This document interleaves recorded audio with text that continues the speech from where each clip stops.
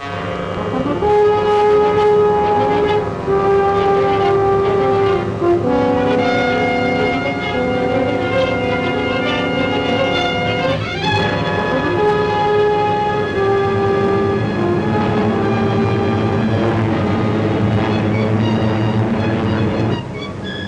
is where you will be in a few weeks, carrying the war to the Axis. This is what you must learn in a short time to beat the Axis. You will take our bombers through to smash the Axis.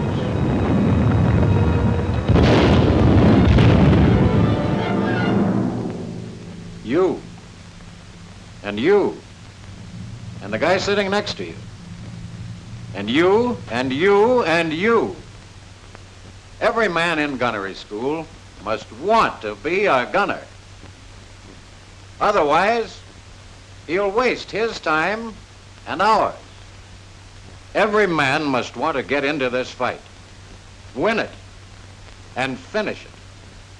He must want the added rank and pay of an automatic sergeantcy at the end of only 5 quick weeks.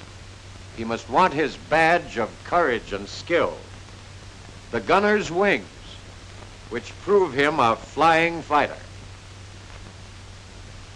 You'll be wondering exactly what you will do in gunnery school. When you first report, you'll be assigned to a small group of men called a flight. After one big assembly of all of you, each instructor will collect his flight and call the roll. Jefferson. Here. Jones. Here. Lamano. Here. Pulaski. Here. The same instructor will stay with you throughout your training. He is the boss.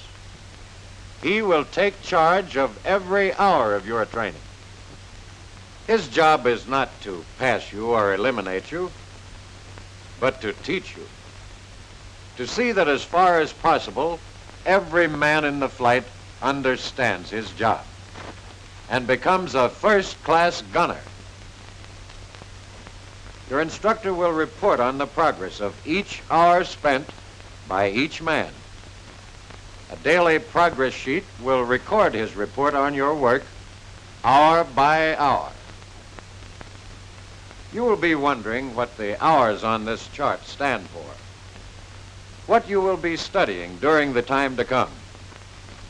First, you will meet your closest friends, the 30 caliber machine gun and the heavier, harder-hitting 50 caliber.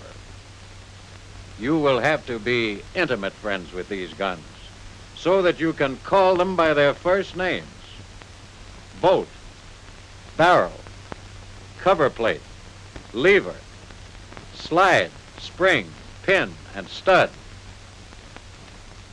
You will learn how to take the guns apart and how to put them together again.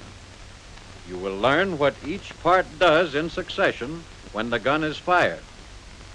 You will learn what to feed small guns and big guns, and how to doctor them when their digestion goes bad.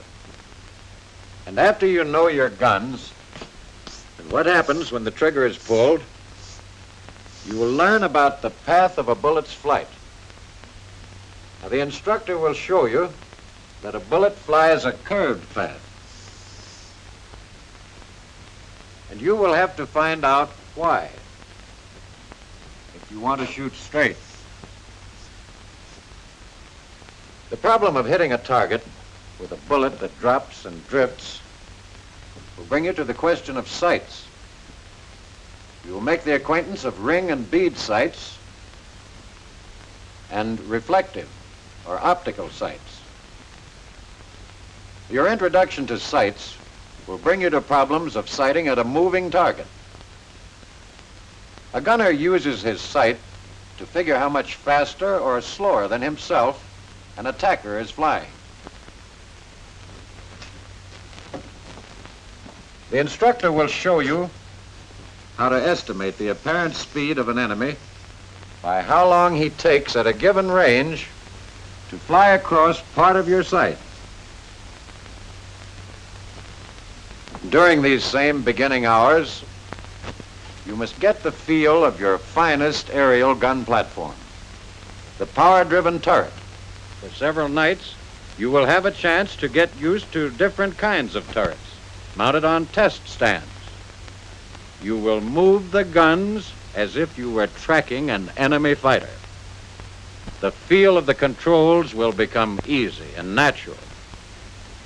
Later in the course, you will have to learn how these turrets are put together and how to install the guns. Turret manipulation brings you closer to fighting in the air. The bombers which carry these turrets fly at high altitudes, where the air is cold and thin. A medical officer will tell you what clothes and equipment keep you fit to fight high upstairs. Up with these bombers, in your turret, on constant alert over long hours, your fellow crew members depend on your being strong and fit. You will have the chance to prepare yourself for this, too, in gunnery school. By this time, you will be ready to start firing guns at moving targets. First, with a BB machine gun at an indoor range, you will begin to learn how to aim ahead of your target if you want to hit it. Then, outdoors on the skeet range, with 12-gauge shotguns, tracking and leading the target will become instinctive. Your first experience firing a machine gun will be on the malfunction range. Something will at once go wrong with your gun, and you will be expected to figure out what is wrong each time your gun jams or stops firing. Don't worry, you'll find the answer. You'll spend a few evenings cleaning and adjusting the guns that other classes fired during the day until you know a machine gun better than its mother does. When you fire these guns at aircraft or at surface vessels, you've got to be sure you're firing at an enemy. So you have to study enemy silhouettes, and with aircraft, learn their wingspans, so as to judge their distance from you by how much of your gun sight they fill. This is one of the most important things you must master here at school: estimation of range. For instance, when the wings of a Messerschmitt 109 fill so much of your ring sight, the fighter is coming into range. But if this were a twin-engine fighter with a bigger wingspan, he would be too far away to shoot at. Estimation of the range of an airplane, its apparent speed, and the right lead to give it are three of the four chief parts of accurate shooting. The fourth is harmonization of the gun with the sight. You sight your target along a straight line. Your bullet fired in the same direction will not fly straight. It will drop below the target. So the gun must be pointed up. Then the bullet will drop into the target. This process can be figured out by arithmetic for a given range. After you do the figuring, you can make a chart and line up the gun barrel with this disc and the sight with this mark. When you know how to do this, you can bore sight a gun and shoot it on the ground range. Point blank range and distant range. Fix targets by day to learn the effect of range, and by night to learn how to use tracer ammunition. Then moving targets to learn how to estimate lead. Handheld guns and turret guns. Now you begin to look like a machine gunner. This is what you are here for: to fire guns, to kill. Now you're ready for your first flight.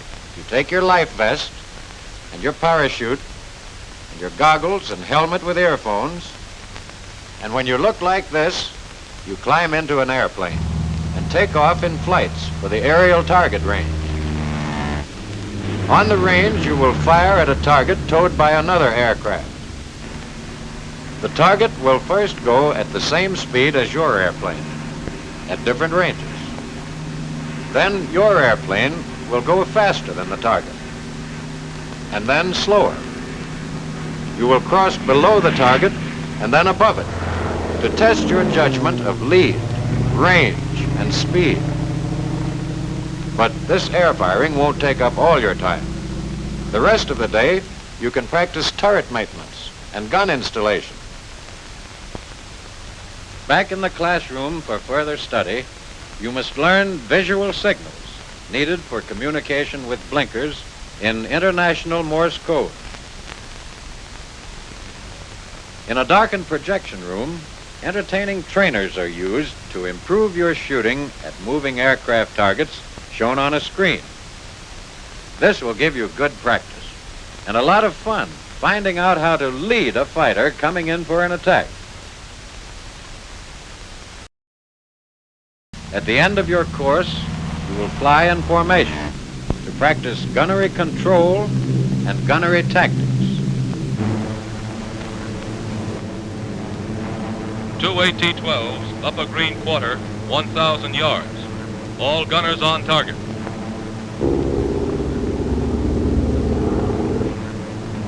Attack closing, range 800 yards. Stand by for left turn.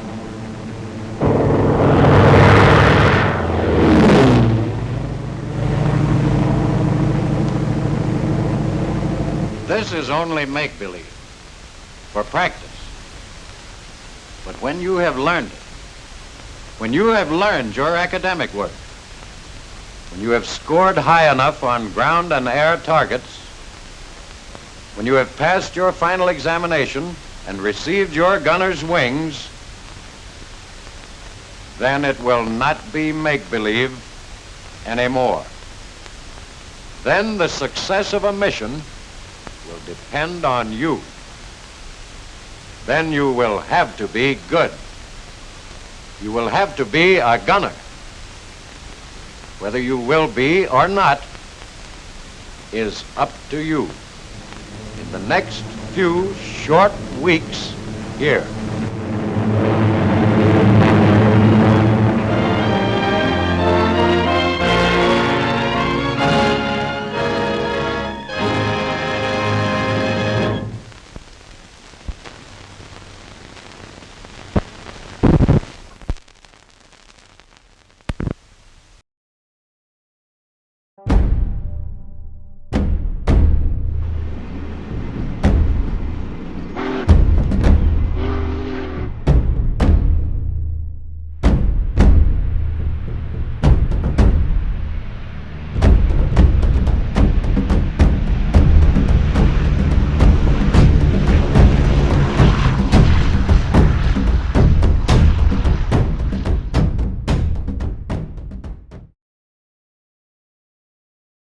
This is Airailimages.